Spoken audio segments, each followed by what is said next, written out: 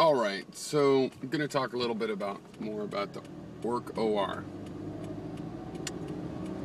So once again, I'm going to point out that for the people that don't like the many worlds, kind of multiple, fully dimensions in that sense of other worlds, Penrose's interpretation should be a welcome thing. Now for me, it reduces the amount of relativism, right? There's something of pure relativism in the idea that the universe is split. On the other hand, I've never been happy with what happens to the conservation of energy in that case. Now, one savior of energy dissipation in the many worlds hypothesis is that universes in the QM model, if you adopt the view that they split, they also merge, right? So they might always split but always merge, like ripples in a pond. If the pond is only so big, the energy bounces off things. It might bounce off something that acts as a wave, a lens to the wave, and might split and do all kinds of things. But there's always a sum total of energy, and it bounces together, and waves can come back together. Not necessarily exactly as they were, but my point is it's all sloshing around.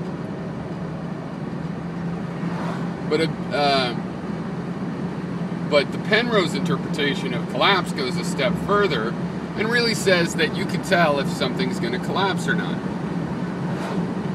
Right? Now, you can't tell exactly which quantum properties are going to, let's be realized. But again, I don't think this is a confusing thing except for our terms. There's less confusing, let's put it that way. It's confusing, but there's less confusing ways to think of it. For example,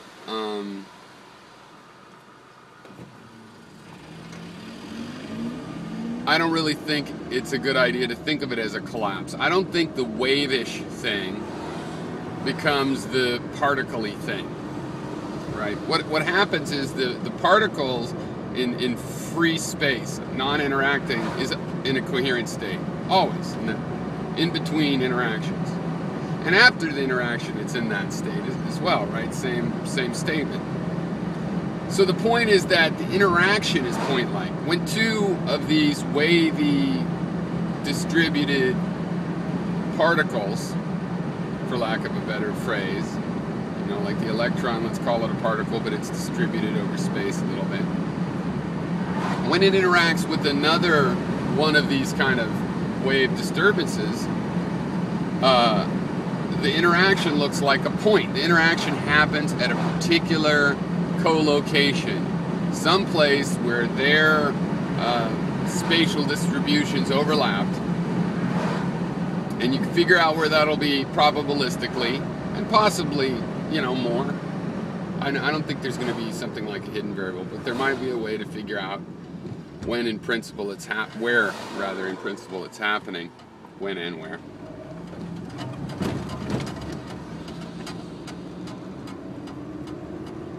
That's beside the point. So people should, some people should be fond of this collapse. Now then, of course, he wrote this book, The Emperor's New Mind, where he's saying, hey, I think when this collapse happens, something in isolation can still collapse due to this quantum gravity.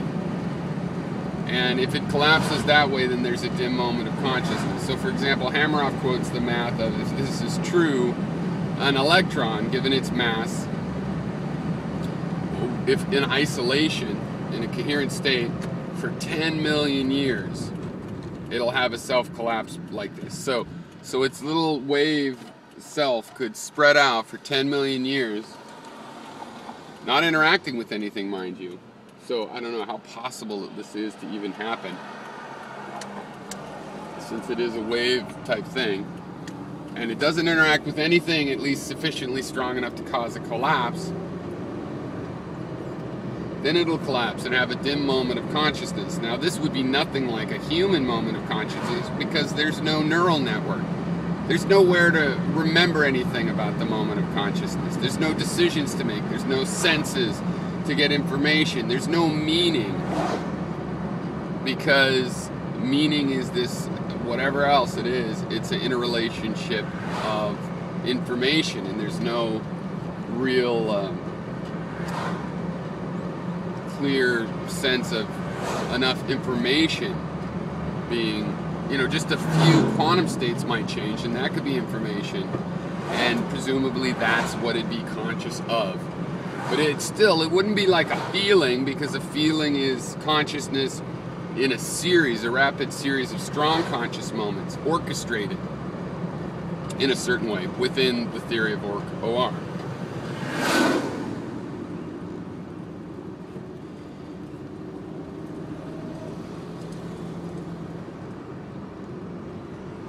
Thus, to have the kind of consciousness that we're investigating, it requires a brain. But the energy of the potentiality of being conscious in this model comes from something in nature. Now, people scoff at this often. They're like, oh yeah, like there's something in nature that makes consciousness happen. Well, consciousness happens, and it's happening in nature. So I think it's pretty straightforward logic to think, hey, something in nature's causing this.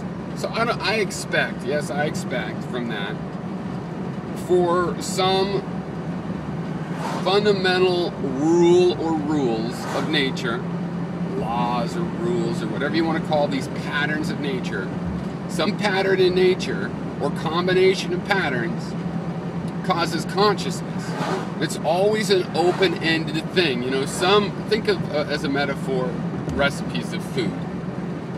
Some recipes, you really need a whole large group of ingredients for it to taste like that thing. Curry is a mixture of spices that you need these 3 or 4 spices at the very least before it really starts to taste like, hey, this person was making a curry. But other things, don't need as much, right? Like, it's hard to think of because everything always needs all the ingredients to be exactly like itself, of course. But I mean, pumpkin pie is mostly defined by the pumpkin. You could put cinnamon on it or you could not put cinnamon on it. It might make it not really a good pumpkin pie because the person, like, you're supposed to put cinnamon, you could get picky. But the influence of the flavor of pumpkin on pumpkin pie is much more noticeable, right? It's disproportionate. It's not like it's an even mixture. And so it's an interesting question to know, will it be an even mixture? Will and consciousness, the physics of it, come down to be a mixture of a dozen different forces in nature, all with similar amounts of energy put into the recipe? Or will there be a particular thing? Like in Orch OR, the particular thing is this quantum gravity-induced self-collapse, collapse and isolation. That would have a tremendous amount of influence. You would still need a neural network to have anything like a consciousness that's conscious as in, with knowledge of what's going on. But that's a matter of degree, because it's like, okay, you have a little tiny, nanosecond of consciousness. Of course, that's going to be unrecognizable compared to something that can have 40 conscious moments a second, which is what Orch OR predicts. Orch OR predicts, working backward a little bit, from the fact that people under general anesthesia and brain scans, they have no 40 hertz. But they have the lower frequency brain waves, the alpha and beta waves, and they can regulate their system. If you scan monks when they're meditating, they have a very high 40 hertz. If you have college students untrained in meditation and you try to get them to meditate, they have a less coherent 40 hertz, but more than when they're not meditating. So there's some links with what we think of consciousness, both the far out parts, like monks claiming to be more conscious, as well as a very practical angle on, are you conscious or unconscious, so we can operate on you. So we would have, as humans and mammals, a 40 hertz. Now, 40 hertz is an interesting speed because it's right at the low end of audibility. Even lower than that, a little slower than that. And like, you can't really hear it off of your computer speakers if they're not good speakers, if they're not a real set of speakers. You know, you won't get that level of bass. I have to put on headphones. None of my speakers will play it when I wanted to hear what it was like. And so I have a picture that OR says that, you know, you have a little, you know, like a 10 microsecond moment of processing and a 10 microsecond moment of consciousness. And you have these, in a fully conscious stream of consciousness, you have these 40 times a second in some subset of your neurons. And probably some neurons always might be firing at that, but you can definitely, like with the brain scan, you can see what part of the brain is firing. So any of the brain that's firing, and maybe different circuits, not directly related to each other, you know, because there's more than one circuit in the brain, they can fire at the same time. If they fire at this consciousness frequency, then it becomes like the millions of neurons that are firing together become like, you know, hundreds of super neurons, where the super neuron is like all the cognitive ability of a cell, right? But combined together into the supercell, where there's thousands of the cells. So, you know, trillions and trillions of computational logical steps at its disposal in the microtubule network. So yeah, I like that idea. You know, is it true? No, but we don't have a lot of other options. It's a decent speculation. I mean, someone saying, oh, that won't go anywhere, it's not impressive to me. Yeah, it might not go anywhere, it might go somewhere. I mean, what I would be impressed by is if people would go ahead and say, oh, well, here's an idea of consciousness that I have. I mean, the people that poo-poo this kind of idea, so far I've never had anything better.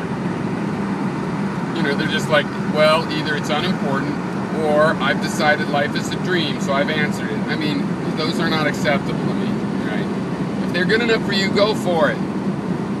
If Aristotle's concept of mind is good enough for you, okay. I mean, if I plead with you to think again, it's just out of compassion for you, right? Because I don't really mind.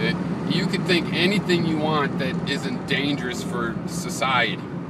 You know, if you think that crime is okay, then yeah, I would maybe argue, well, I just want you to know we're going to arrest you if you act on that. But, you know, other than that, go ahead, believe whatever you want. I'm just trying to find what seems the most interesting and likely at the moment. And in this case, it's not necessarily most likely, except for in a bizarre, logical sense of what are the other candidates. But I mean, there's not really a sample of candidates, so I wouldn't say it's most likely. I just say it's very interesting. And the microtubules are fascinating things to learn about, and there's tons of science on them from all kinds of, you know, biophysics, basically. It's a very interesting area of science, if you ask me. And it's sort of, looking at the way it works, it's a bit like the prokaryotic life is like similar to the nucleus of a eukaryotic cell. And this, I never really thought about this until I was looking into these microtubules and how mitosis works, and how this network of microtubules comes out from the nucleus, and how this kind of structure is what's missing in the prokaryotic life. All right, that's enough. Cheers.